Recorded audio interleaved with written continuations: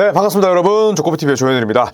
자, 저희가 또 WKBL 그리고 티켓링크와 함께 WKBL 컨텐츠를 꾸준하게 또 제작해서 WKBL에 대한 매력, 또 선수들에 대한 그런 매력들을 소개를 시켜드리고 있습니다. 자, 오늘 저희가 소개할 WKBL 스타는 바로 최고의 슈터라는 칭호가 붙는 KB스타즈의 강희슬 선수입니다. 강희슬 선수는 국가대표에서도 꽤나 오랜 시간 현재 태그마크를 달고 또 코트를 누비고 있고, 또 KB스타즈라는 전통적인 이 WKBL의 강호에서 에이스로 활약하고 있는 선수이기도 합니다. 그래서 대부분의 농구 팬들이 아마 강희슬 선수의 이름은 들어보셨을 겁니다. 1994년생 4월 5일 태어났고요. 신장은 180cm입니다. 그러니까 슈터 치고는 굉장히 더 큰 편이기도 하죠. 2013년 WKBL 드래프트 1라운드 1순위로 하나은행에 지명을 받았고요. 부천 하나외환 그리고 KB 하나은행을 거쳐서 또 하나 원큐, 결국 같은 팀입니다. 자, 그리고 현재 소속팀은 지난 2021년에 팀으로 옮겨서 현재까지 활약을 하고 있습니다. 강희슬 선수 하면 득점, 특히나 3점 슈팅이 굉장히 좋은 선수죠. WKBL 최고의 3점 슈터라 칭할 만한데, 2018년과 2020년은 득점왕 2회, 그리고 최다 3점상은 무려 8번이나 수상을 한 최고의 슈터입니다. 그리고 최고 3점 야투상도 5번이나 수상을 했고요.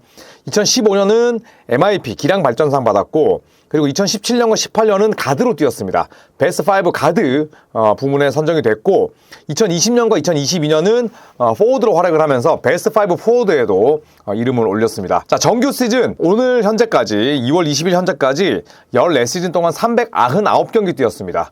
그러니까 이 다음 경기에는 400경기 통산 출전이라는 엄청난 위협을 쌓게 되고요.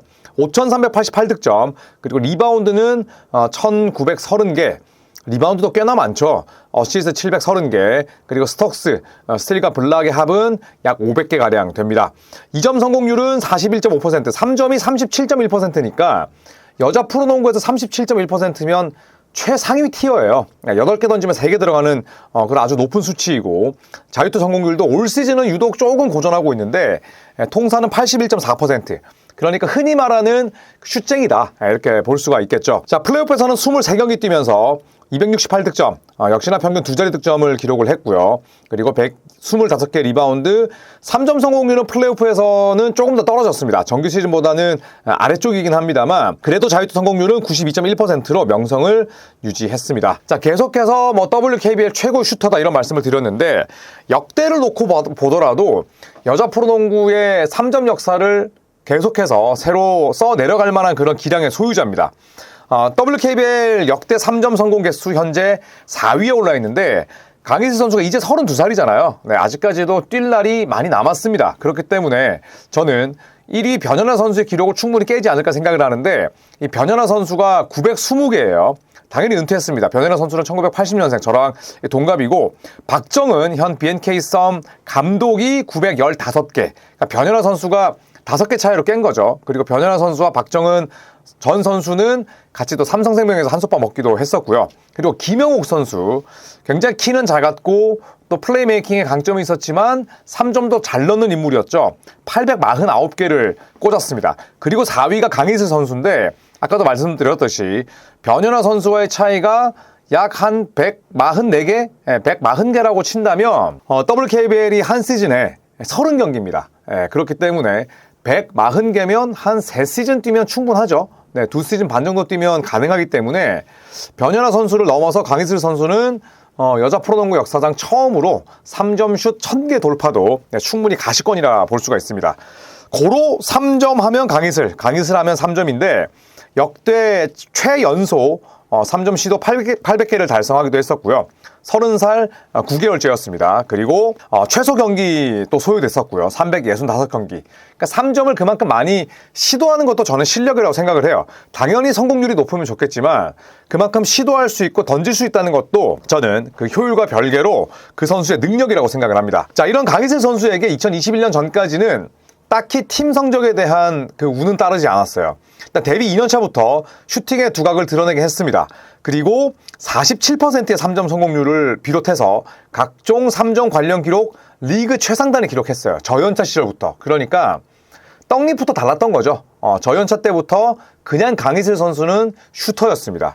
자, 같은 시즌에 기량 발전상까지 받으면서 강희슬 선수는 WKBL 최고의 슈터로 발돋움하게 됐습니다. 그리고 하나은행의 주포이자 에이스로 10년 가까이 활약을 했죠. 9시즌 동안 뛰었는데, 하지만 플레이오프와는 꾸준히 거리가 멀었습니다. 그만큼 팀 성적이 뒤따라주지 않았었고요. 그리고 2021년에 강희슬 선수는 FA로 풀리게 됩니다. 그리고 나서 KB스타즈로 전격 이적하죠. 자, 이 당시에 하나은행이 강희슬 선수 잡기 위해서 불철주야 노력했지만 강희슬 선수의 머릿속에는 우승밖에 없었다고 해요. 2년 3억 9천만 원에 청주 KB스타즈로 이적을 합니다. 자, 그리고 강희슬 선수는 그 이적한 이후로 우승에 대한 열망 때문에 KB로 결국 유니폼을 갈아입었다. 이런 인터뷰를 했었고요. 그 당시 KB는 슈터 역할에 강하정 선수가 있었어요. 하지만 강하정 선수는 점점 나이를 먹고 있었고 또 경기력 자체도 많이 떨어져 있었습니다. 그러면서 강하정에서 강희슬로 KB는 순식간에 외곽 포지션을 업그레이드하게 됐고요.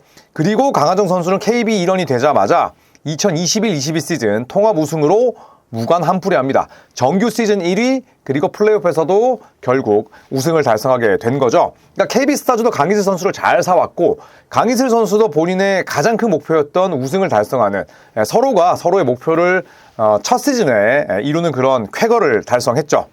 자, 그리고 2022-23 시즌 종료와 함께 강희슬 선수는 다시 FA 자격을 얻습니다. 하지만 KB와 3년 3.5억의 재계약을 맺으면서 이후에 올 시즌 현재까지 줄곧 KB스타즈의 핵심 선수로 활약하고 있습니다.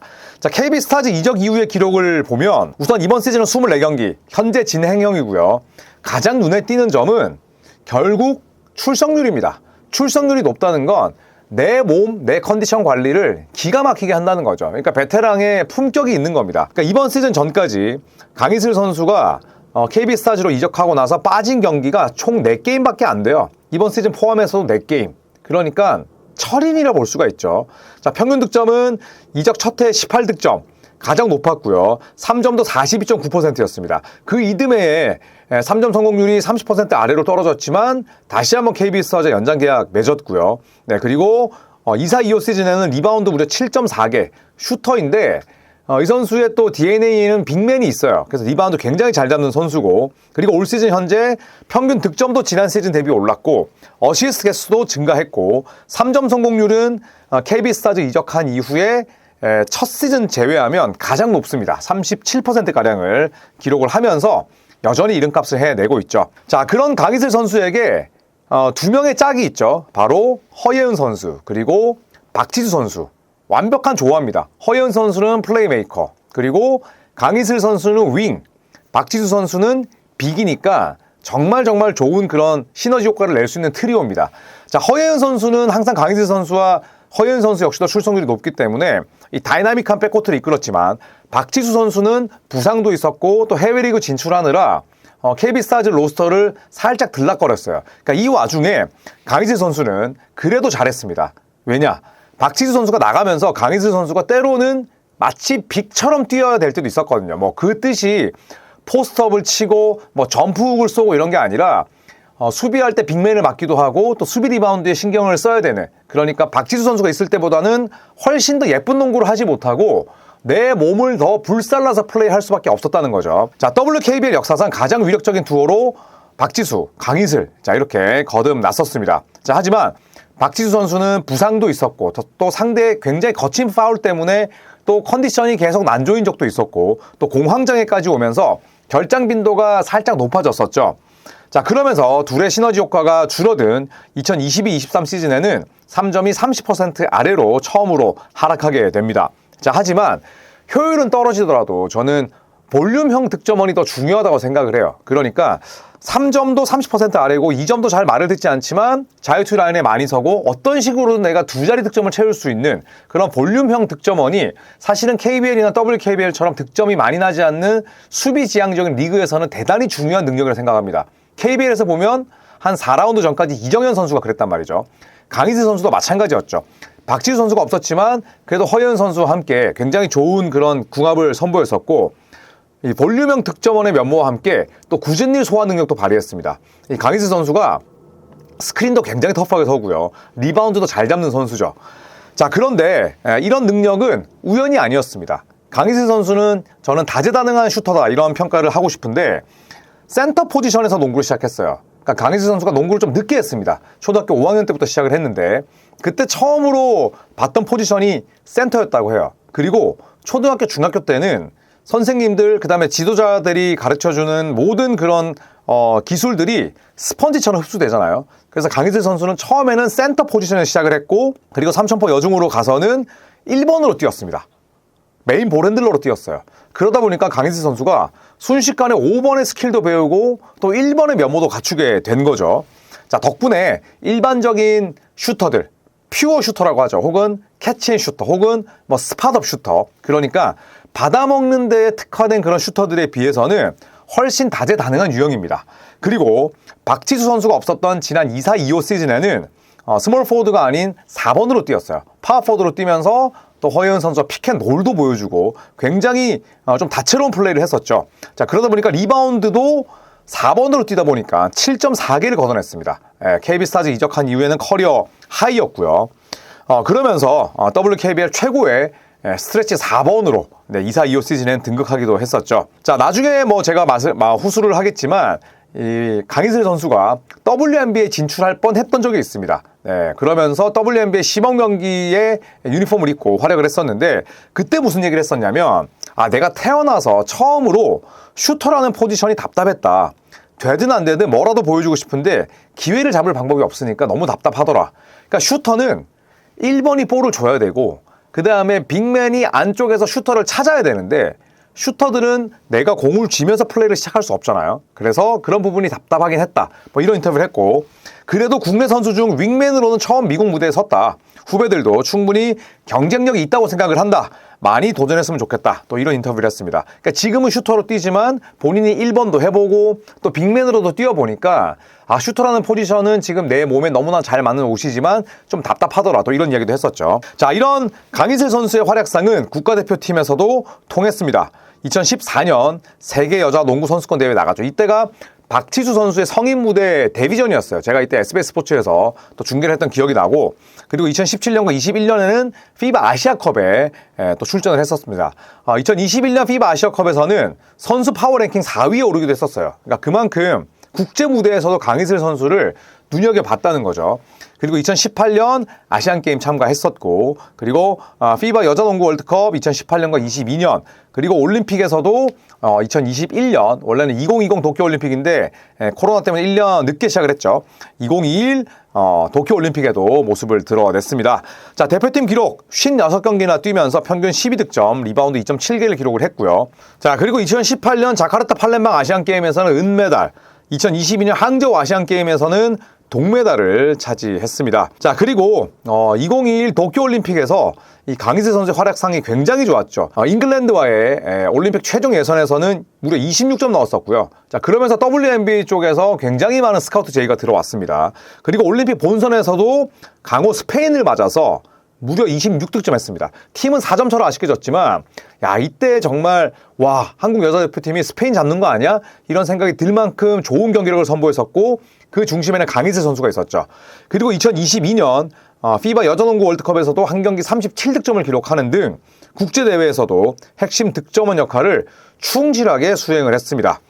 자, 2021 도쿄올림픽 기록을 살펴보면 3경기 14.3득점, 5.7리바운드, 3점이 20%대였지만 그래도 올림픽 본선 무대에서 이렇게 15점 가까이 넣을 수 있는 국내 선수가 있다? 쉽지 않은 거죠. 자, 그리고 이 3경기 14.3득점은 올림픽에 참가한 선수들 가운데 조별리그 득점 9위였습니다. 즉, 탑 10 안에 강희슬 선수가 이름을 올렸다는 거죠. 자, 그 덕분에 아까도 말씀드렸듯이 WNBA 워싱턴 미스틱스와 트레이닝 캠프 계약을 체결했습니다. 첫 경기에서 16분 뛰면서 8점 올렸거든요. 굉장히 잘한 거죠. 자, 하지만 이 이후에 워싱턴 미스틱스가 마치다 루이라는 일본 선수와 계약을 합니다. 그러니까 강희슬 선수는 활약도 좋았고 그리고 구단으로부터 좋은 얘기를 들었지만 이때 마치다 루이라는 선수가 들어왔고 또 이 당시에는 워싱턴 위저즈에 루이 하치무라가 뛰고 있었습니다. 그랬기 때문에 워싱턴 미스틱스와 워싱턴 위저즈가 이 일본 선수들 영입하면서 마케팅을 공동으로 펼칠 것이다 라는 이야기도 있었어요. 그래서 강희슬 선수 입장에서는 트레이닝 캠프에서 2게임만 뛰고 그러니까 프리시즌 2게임만 뛰고 귀국을 하게 된 것에 대해서 굉장히 좀 아쉬워하긴 했었는데 저희도 이때 참 강희슬 선수를 많이 응원했던 기억이 납니다. 자, 그래도 아까 강희슬 선수 이야기대로 그동안 정선민, 박지수 선수는 전부 다 빅맨이었어요. 하지만 강희슬 선수는 윙이잖아요. 그래서 윙으로서 이렇게 미국 무대에 도전을 하고 미국 무대를 밟았다는 것만으로도 상당히 의미가 있었고요. 프리시즌 2경기 이후에 이별했지만 여전히 강희슬 선수는 WKBL 최고의 스코어로 군림하고 있습니다. 그리고 제가 늘 말씀드리는 이 출석률, 그러니까 다치지 않는 게 중요합니다. 사실은 저도 WKBL을 보면서 조마조마할 때가 많아요. 그 말인즉슨 너무너무 콜이 빡빡합니다. 저러다가 진짜 생사람 잡겠다라는 생각이 들 정도로 너무너무 이 콜이 하드콜이에요. 그러다 보니까 누구 하나 어깨 빠지는 거 아니야? 누구 하나 진짜 코뼈 주저앉는 거 아니야? 발목 아작나는 거 아니야? 이런 생각이 들 정도인데 또 WKBL도 KBL과 마찬가지로 그 더티하게 플레이하는 선수들이 딱 정해져 있거든요. 자, 그렇기 때문에 항상 조마조마하면서 보게 되는 리그이기도 한데 이 강희슬 선수 KB스타즈로 이적해서 굉장히 모범적인 그런 FA 사례로 남지 않을까 생각을 합니다. 자, 이제 KB스타즈 그리고 또 WKBL 자, 이제 2526 WKBL이 정규 시즌 막바지로 들어섰습니다. 팀당 한 대여섯 경기 정도 남아있는데 과연 플레이오프에서도 어떤